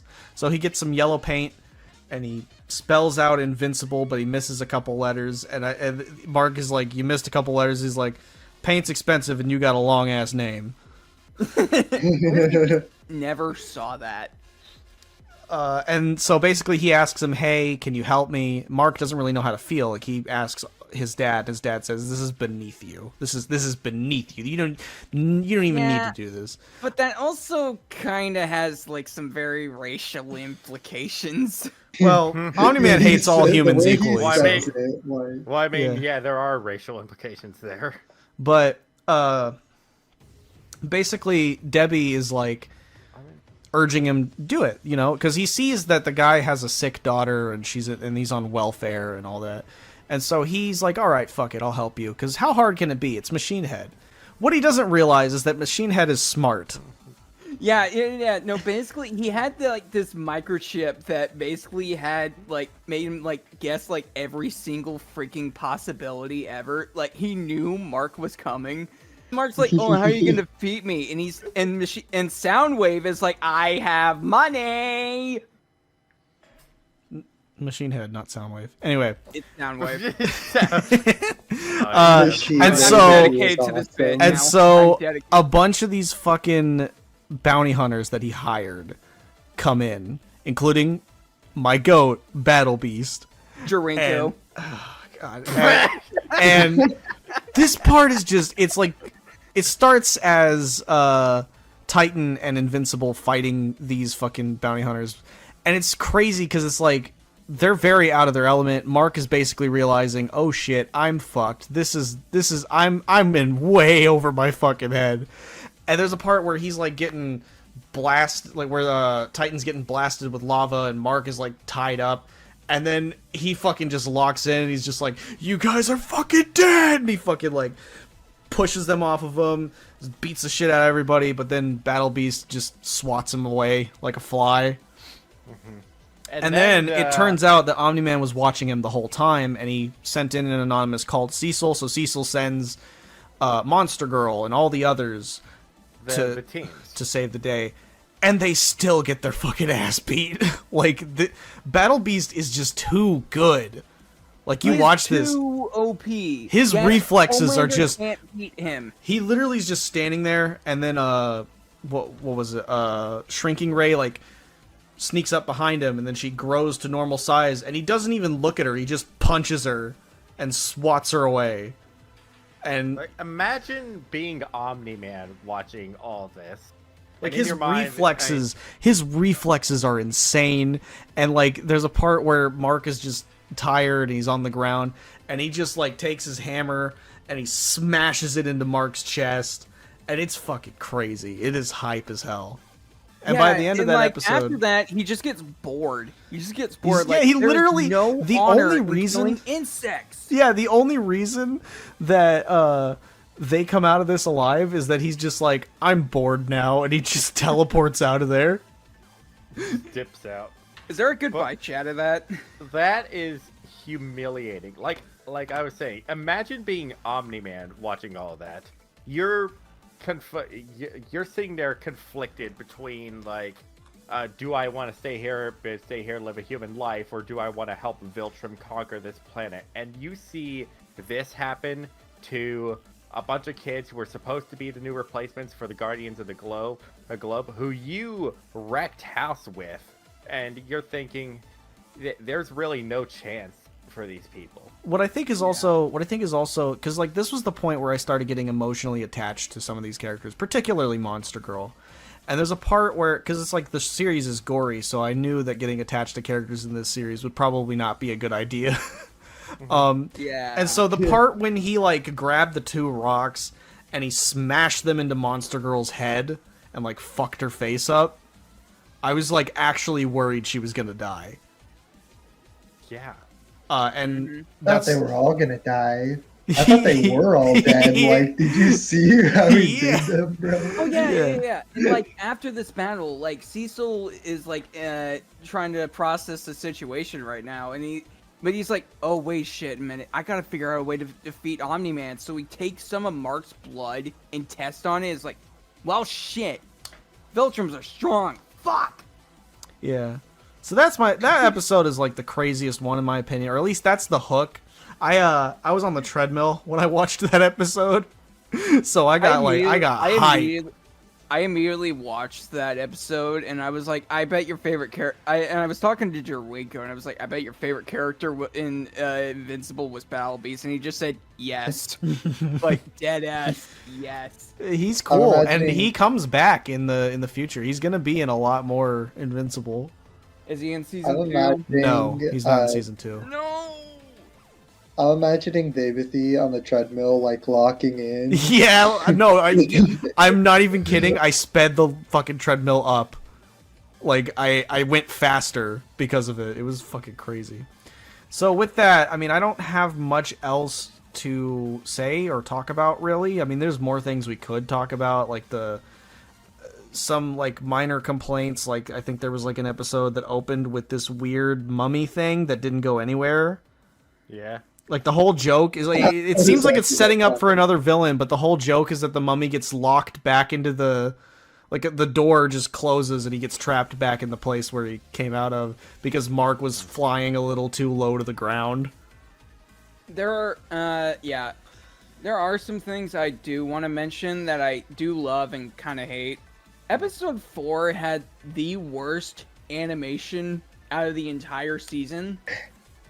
Like, a lot of it looked awful. Like, you're gonna notice that, like, a lot of the background characters are CGI, but, like, a lot of episode 4 was like, terrible. I would argue CGI. episode 8 was even worse. There's a part Yeah, where there was fucking... some really bad. There was a CGI part where moments. Mark gets, like, flung across the city, and he's rolling, and it's just a looping the same 3 frames over and over as he gets, like, as he skids across the road. And, like, yeah, like, the train meme's a big meme, but, like, that kind of looked awful. I'm not gonna In lie. episode 1, Omni-Man trains his son. In episode 8, Omni-Man trains his son. Okay. Oh my god. Speaking of, No, there is, like... I feel like we should at the very least go in depth about episode 8. Well, I wanted Oh, to mention yeah. one more. I wanted to mention one more thing. Yeah, go ahead.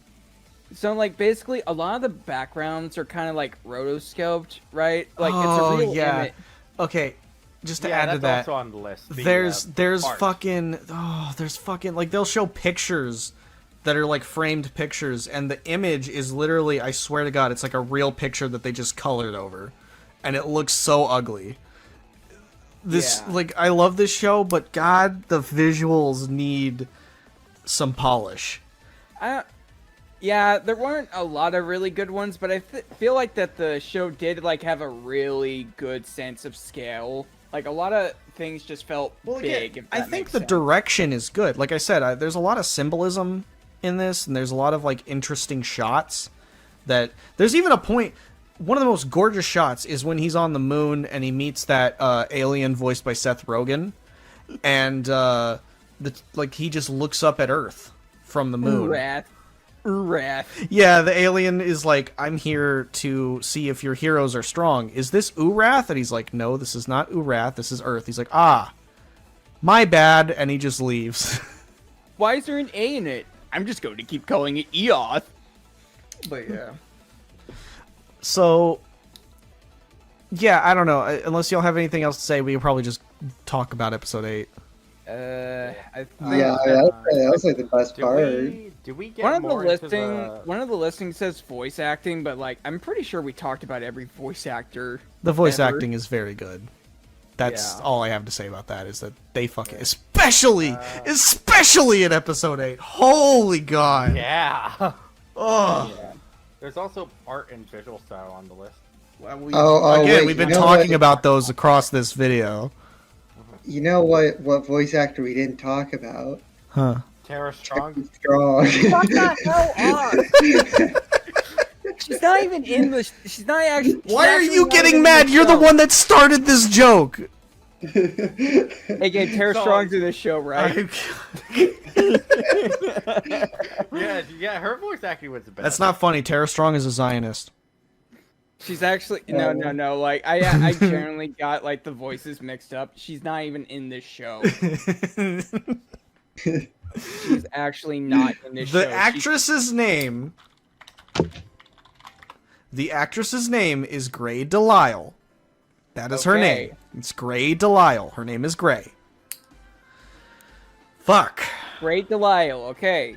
I Okay. said it. At the end of episode 7, after the Mauler twins bring back the Immortal to they try to get him to get revenge on Robot for betraying them, but he is not so interested in all that. Instead, he is more worried about Omni-Man. Now, keep in mind, Omni-Man and Invincible both are fighting a giant lizard monster that was mentioned off-screen. Like, it was just kind of offhand mentioned in one of the previous episodes. And this was badass as fuck, because it was literally like, Cecil was like, Omni-Man's like, you're getting desperate, I fought this thing already. And then Cecil's like, yeah, but I upped it with every enhancement in the book. And all that really pissed it off. And it blames you. And so it's Mark and Omni-Man fighting it, and then Debbie's like, call that thing off, and he's like, I can't call off the one thing that might stop them both. I have no idea if Mark is with or against his father. Again, kind of reinforcing his utilitarian philosophy. Yeah. But Mark, no. That is the one dub Mark gets, because he kills that thing. With like the electrical line. Yeah, he uses the environment to like shock it to death and defeats it. So he got a dub. Yeah, like it's just that dub is immediately followed by the worst moment in his entire life. Who's clicking something? So either way, basically, that is the exact moment that, as Mark's killing that thing, the Immortal comes, fights Omni-Man, and Omni-Man kills him again in front of Mark. And so that leads to the cliffhanger of episode 7, where Mark sees that and he's like, Dad? And then Omni-Man just turns to him and he's like, Mark, we need to talk. And it just cuts to the credits. And like, God, when I was watching that shit, I was like, fuck you, man. Fuck you. I can't, because like I had to stop for the night and I was like, no, I'm watching the next episode right now. Yeah.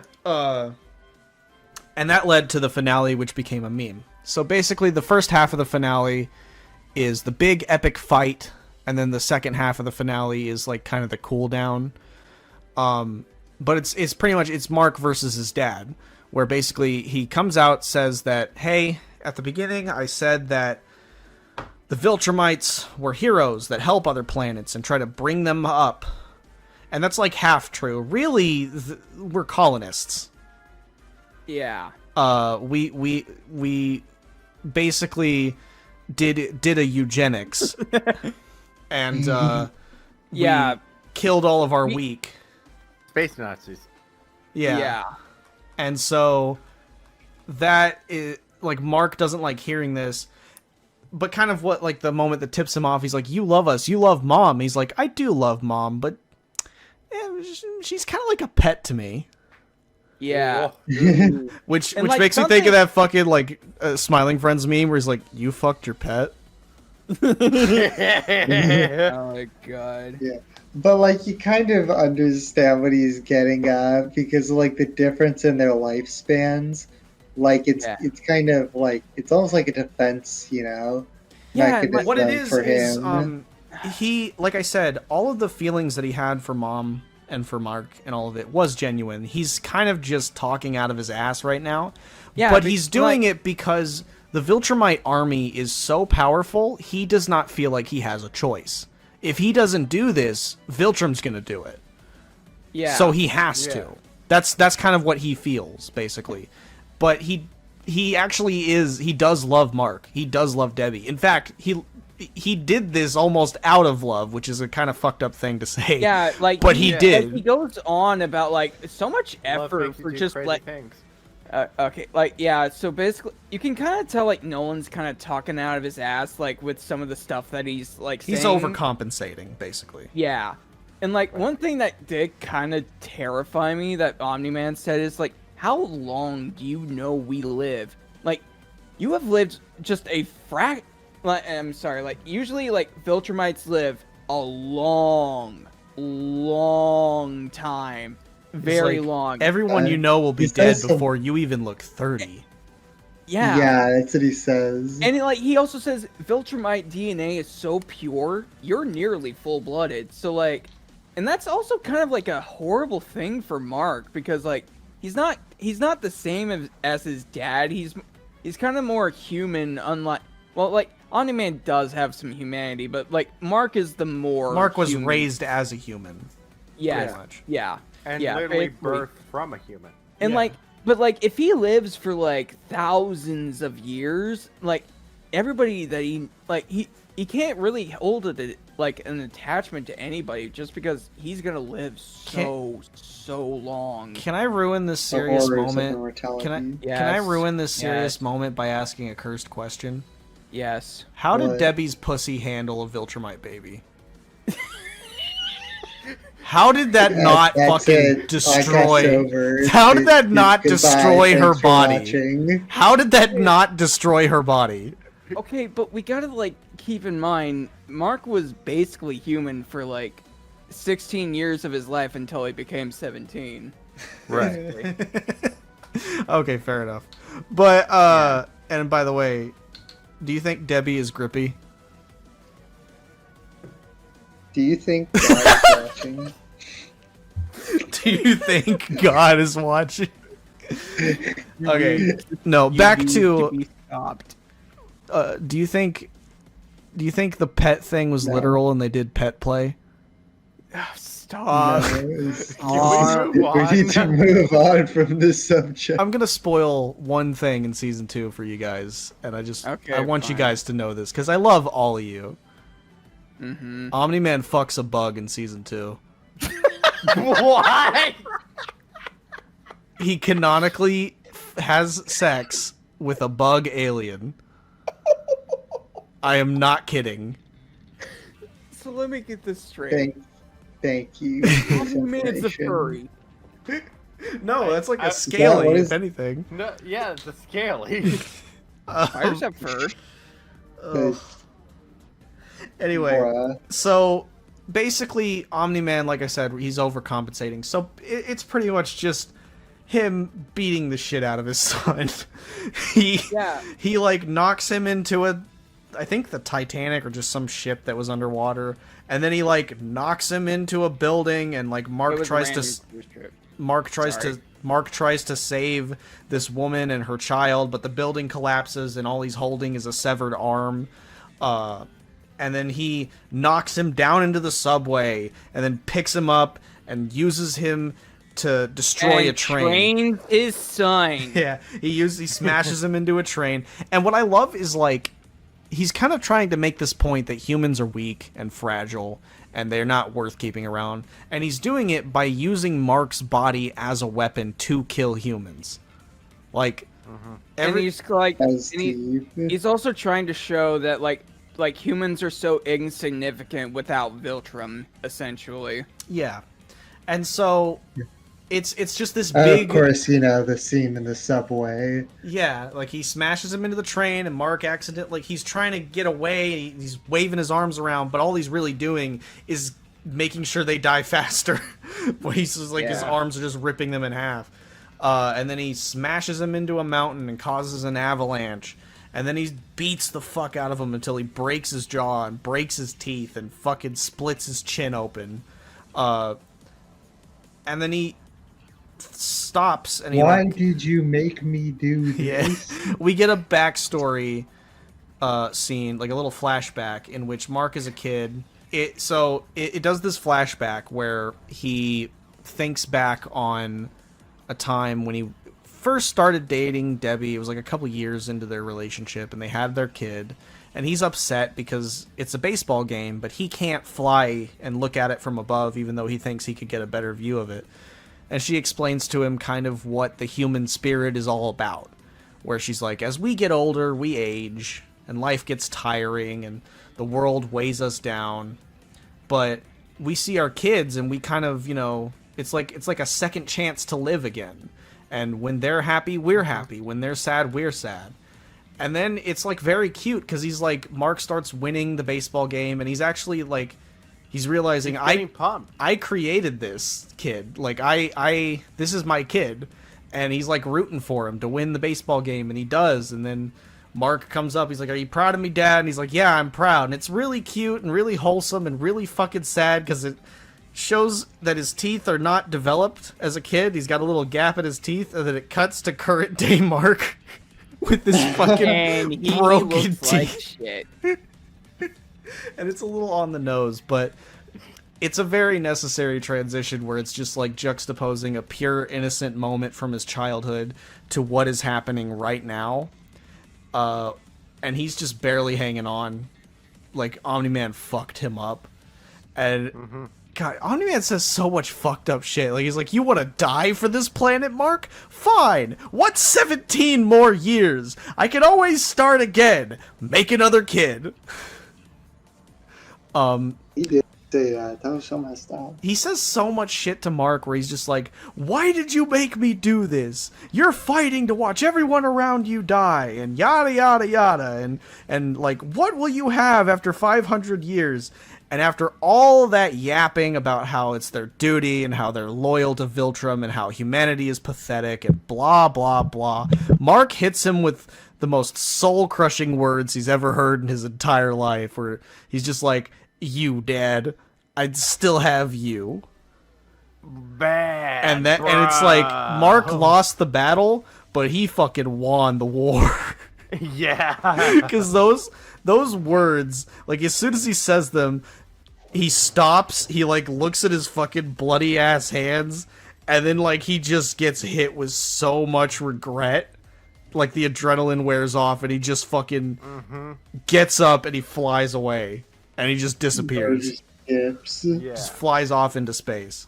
As he flies off, like, a tear sheds, and then that's kind of the fallout. Freaking the blood on his hands like incinerates once he gets into the atmosphere. Yeah. Yeah.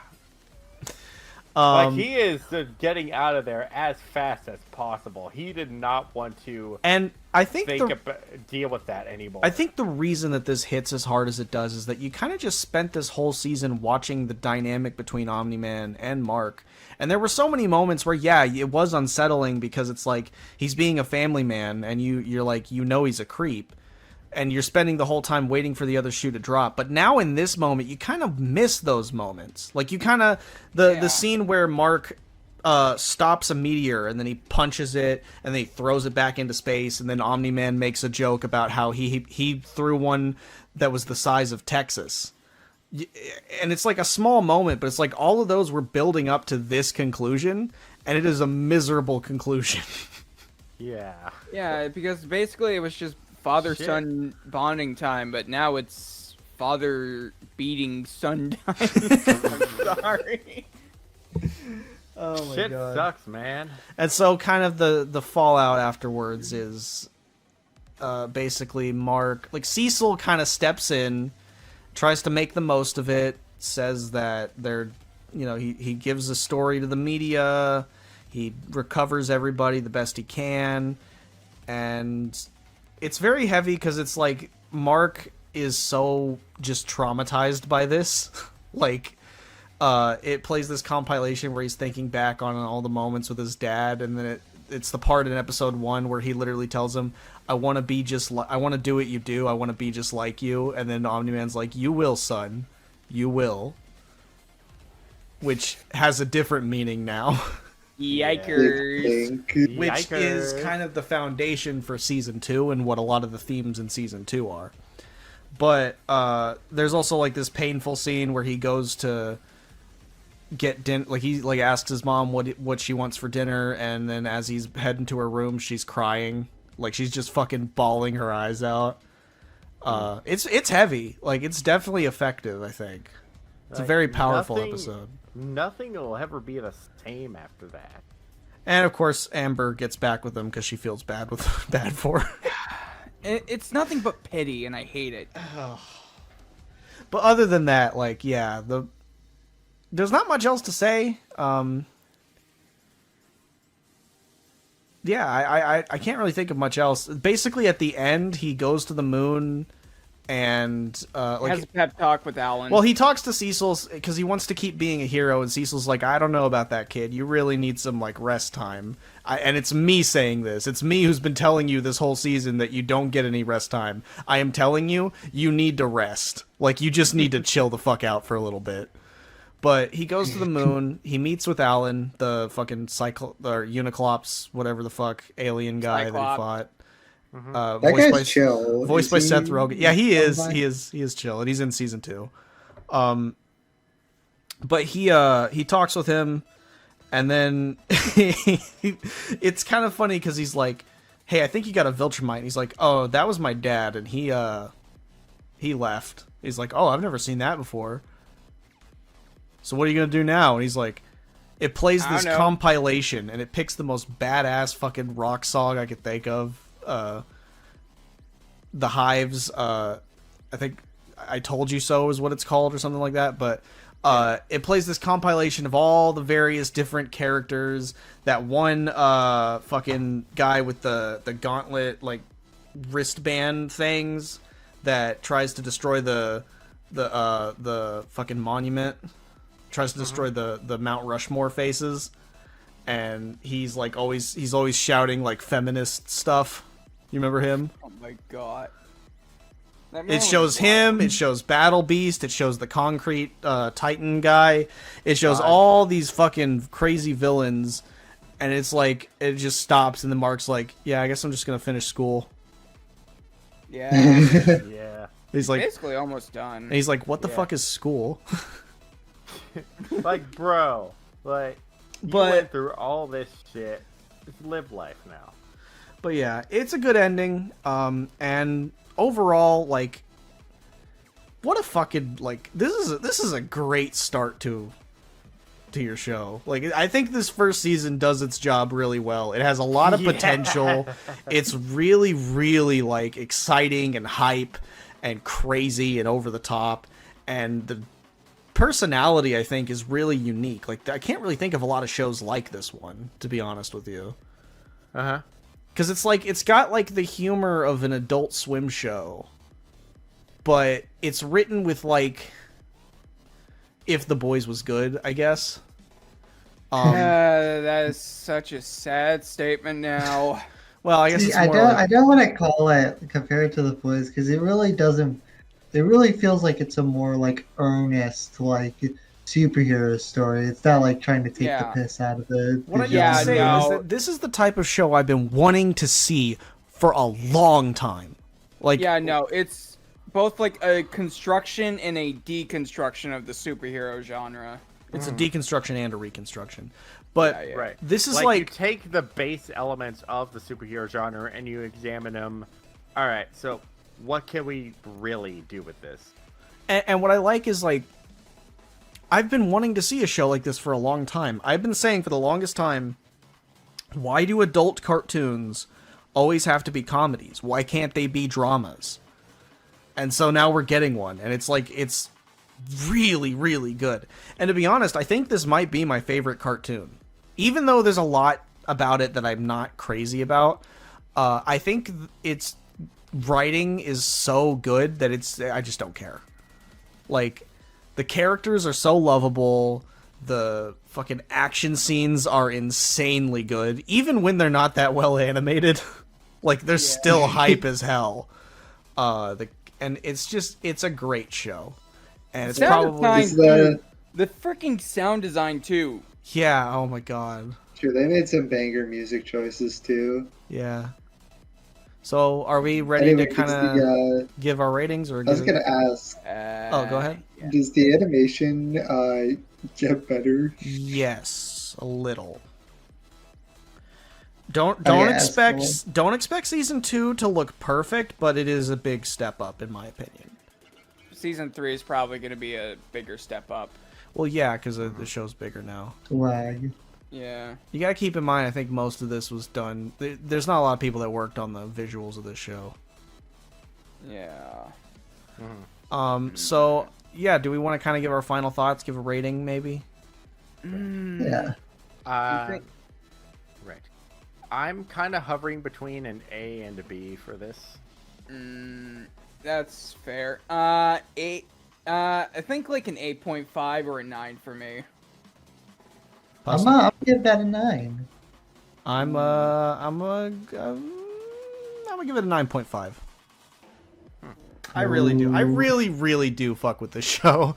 Am I the contrarian here? Yeah, well, you and Chandler is kind of technically the same, but it's just really fucking good. I'm excited for season 3. Right. I really am. Yeah, I might need some more time to ruminate on whether I want to consider it an A or a B, especially since you guys are like hyping up hyping up season 3. And yeah, maybe it's not even out. I'll warn you guys, like, well, and to a lesser extent, season 2. I don't want to get your hopes up. I'm gonna say season 2 is better in some places and worse in some places. Like, there's aspects of season 2 I really don't like, but there's a lot of parts of season 2 that I think are underrated. It's just that most of season 2 is just more setup and less payoff. So there's a lot more things that get set up and a couple things that get expanded on, but not much. Season 2 is sort of feels like a lot of nothing, but season 2 is also adapting the weakest part of the comic. So overall, I think it's still good, but just don't expect it to be as exciting, I guess is the best way to put it. And that's Invincible. I'm going to cut the recording now. That was pretty good.